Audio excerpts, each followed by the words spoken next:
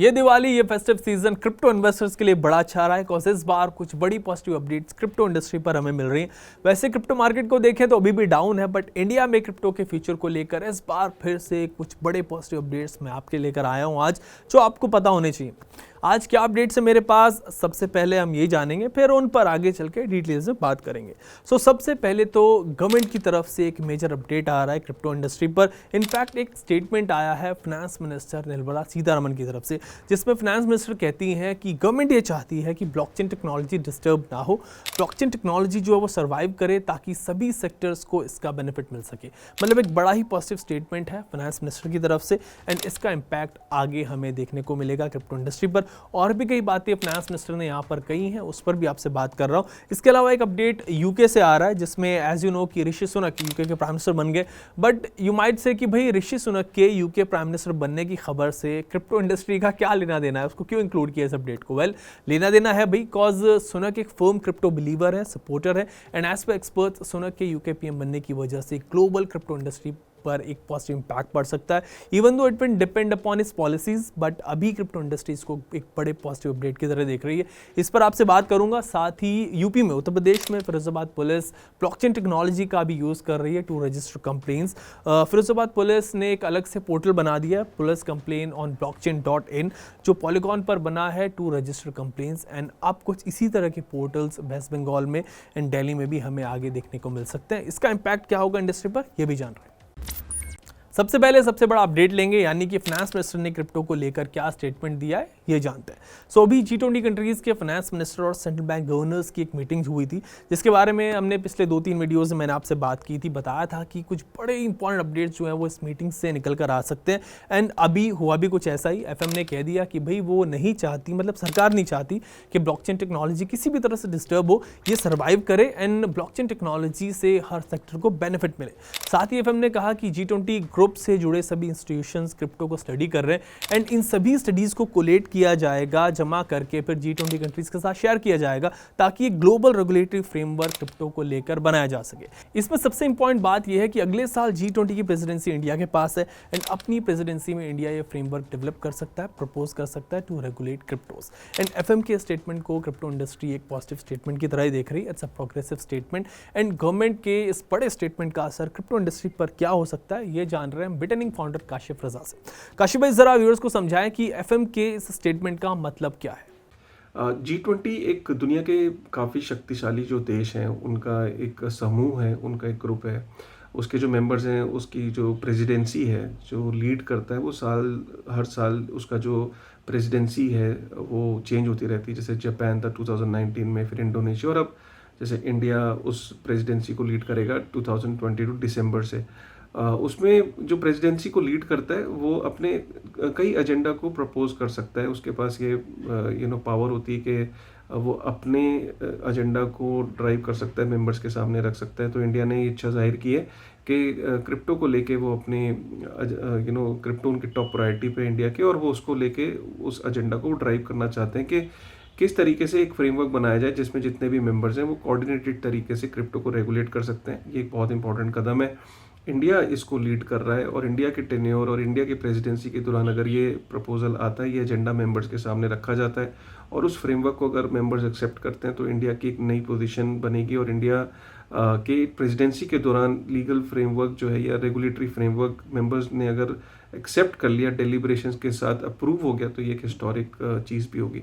इससे ये पता लगता है कि टेक्नोलॉजी के अगेंस्ट नहीं है इंडिया। फाइनेंस मिनिस्टर के जो रिमार्क्स थे वो काफ़ी प्रोग्रेसिव थे, जिसमें उन्होंने टेक्नोलॉजी की बात करी, टेक्नोलॉजी को अहमियत दी, और कहीं ना कहीं ये इच्छा जाहिर करी कि क्रिप्टो किसी एक देश के बैन कर देने से या रेगुलेट कर देने से वो गोल अचीव नहीं हो सकता।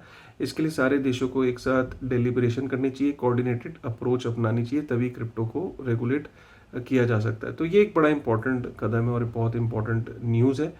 और आई एम श्योर कि आने वाले समय में आप देखेंगे कि जो अगला एक साल है वो बड़ा इंपॉर्टेंट है, और इंडिया की तरफ से क्या प्रपोजल आ सकता है, ये देखने वाली बात है। Fine, thanks Kashif for this. इसके साथ दूसरा बड़ा अपडेट आ रहा है यूपी के फिरोजाबाद से, जिसमें मैंने आपको बताया कि यहाँ पर यूपी पुलिस ने एक पोर्टल शुरू कर दिया है पॉलीगॉन ब्लॉकचेन पर, जिसके थ्रू लोग कंप्लेंट्स रजिस्टर कर सकते हैं, फाइल कर सकते हैं। पुलिस कंप्लेन ऑन blockchain.in ये पोर्टल है।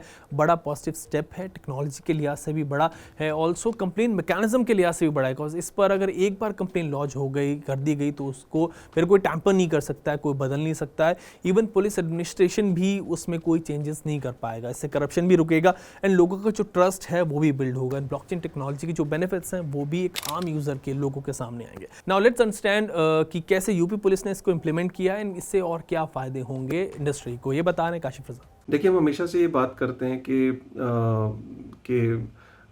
ब्लॉकचेन का यूज़ क्या है, ओपन ब्लॉकचेन्स का। तो ओपन ब्लॉकचेन के यूज़ केस जब तक आएंगे नहीं सामने, तब तक विश्वास उसके अंदर बनेगा नहीं। इसीलिए ये सराहनीय बात है और बहुत अमेजिंग चीज़ है कि पॉलीगॉन के ऊपर हमने रिसेंटली देखा कि कास्ट सर्टिफिकेट्स इशू हो रहे थे। महाराष्ट्र के एक डिस्ट्रिक्ट में, वहाँ पे जो IAS ऑफिसर हैं वो अपने डिस्ट्रिक्ट के अंदर कास्ट सर्टिफिकेट्स इशू कर रहे थे। हमने पॉलीगॉन के ऊपर कोविड के सर्टिफिकेट्स को इशू होते देखा। और अब जो पुलिस कंप्लेंट्स हैं फिरोज़ाबाद डिस्ट्रिक्ट के अंदर, वो जो इशू होंगी वो देखिए वो ओपन ब्लॉकचेन के ऊपर इशू होंगी। ये बहुत ही इंपॉर्टेंट है, क्योंकि देखिए जो पुलिस कंप्लेंट्स होती हैं वो उनको ओपन ब्लॉकचेन पे इशू करने का ये फ़ायदा है कि वो इम्यूटेबल होंगी। क्योंकि ओपन ब्लॉकचेन पे जब भी कोई डेटा लिख दिया जाता है, कोई डेटा उस पर स्टोर कर दिया जाता है, उसको कोई भी चेंज नहीं कर सकता, और चाहे जितनी मर्जी आप कोशिश कर लो। और क्योंकि कोई उसका सेंट्रल एंटिटी नहीं होता है, वो जो डेटा होता है वो डिस्ट्रीब्यूटेड होता है, उसकी कई सारी जो कॉपीज़ होती हैं वो लोगों के अंदर डिस्ट्रीब्यूटेड होती है, और कोई एक पर्टिकुलर आदमी उस लेजर के अंदर चेंजेस नहीं कर सकता। यही कारण है कि जब एक बार कंप्लेंट लॉगिन कर दी जाएगी ओपन ब्लॉकचेन पे, तो उस कंप्लेंट को कोई भी चेंज नहीं कर सकता। यहाँ तक कि पुलिस महकमे के जो लोग हैं या कोई भी व्यक्ति, चाहे कितनी सीनियर पोजीशन पे, उस कंप्लेंट को चेंज नहीं कर सकता। वो जो कंप्लेंट है ओपन ब्लॉकचेन पे, क्योंकि ब्लॉकचेन ओपनली वेरीफाइबल होती है, तो कोई भी उसको कहीं पे बैठ के भी चेक कर सकता है, उस कंप्लेंट की प्रोग्रेस को चेक कर सकता है, वो किस स्टेज में वो कंप्लेंट है उसको चेक कर सकता है। तो एक आम नागरिक के लिए कितनी बड़ी होप की बात है कि जब उसकी कंप्लेंट एक बार ही रजिस्टर हो जाएगी ब्लॉकचेन पे, तो उसको पता है कि मेरी कंप्लेंट कभी भी डिलीट नहीं हो सकती, और वो ओपनली वेरीफाई कर सकता है कि उसकी प्रोग्रेस रिपोर्ट क्या है। ये बहुत ही सराहनीय कदम है। हम हमेशा ओपन ब्लॉकचेन्स के बारे में बात करते हैं कि इसकी यूटिलिटी है, इसके फ़ायदे हैं। अगर हम देखेंगे कि अगर ज़्यादा से ज़्यादा सरकारी महकमों में अगर ओपन ब्लॉकचेन यूज़ होती है, तो कल को एक विश्वास बनता है कि this technology is here to stay.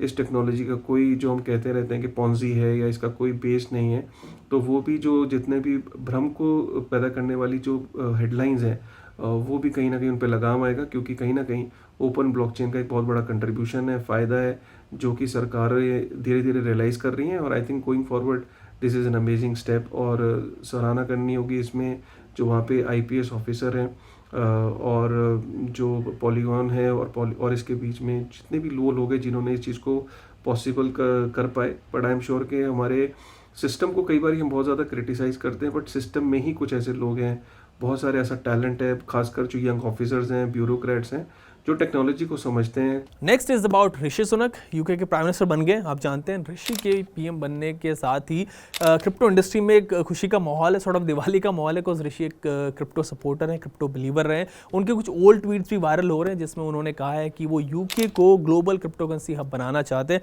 And UK में क्रिप्टो इन्वेस्टमेंट को एनकरेज का भी उनका प्लान है, करने का प्लान है, एनकरेज करने का। सुनक ने एक बार कहा था कि उनका एम्बिशन है कि यूके ग्लोबल क्रिप्टो हब बने एंड अब experts are seeing his tender as a big positive for crypto industry. UK भी G20 का पार्ट है। जैसे G20 नेशंस इस वक्त क्रिप्टो से रिलेटेड फ्रेमवर्क पर बात कर रहे हैं, सबका कहना है कि क्रिप्टो को रेगुलेट करने के लिए ग्लोबल मैकेनिज्म पर अराइव करना होगा सबको। तो ऐसे में यूके की जो पॉलिसीज होने वाली है आगे, वो भी बड़ी मैटर करने वाली है एंड ये पूरा डेवलपमेंट भी पॉजिटिव स्टेप की तरह देखे जा रहा है। सो एज आई सेड, ये दिवाली, ये फेस्टिव सीजन क्रिप्टो इंडस्ट्री के लिए कुछ अच्छा रहा है, पॉजिटिव अपडेट्स आएंगे एंड वी होप कि ये आगे भी कंटिन्यू करें। आगे भी जो बड़े अपडेट्स क्रिप्टो से रिलेटेड आएंगे वो मैं आपके लेकर आऊँगा। अगर आपके पास कुछ स्पेसिफिक सवाल हो क्रिप्टो से रिलेटेड, तो you can ask them in comment section and also do let me know कि अगर क्रिप्टो पर हम एक वीक में 2 लाइव सेशंस करें और तो वो कैसा रहेगा, एंड अगर लाइव सेशंस हम करें भी तो वो किस वक्त किए जाएं जो आपके लिए भी बेहतर हो। I would wait for your suggestions and फिर मिलते हैं नेक्स्ट वीडियो में, तब तक के लिए टेक केयर।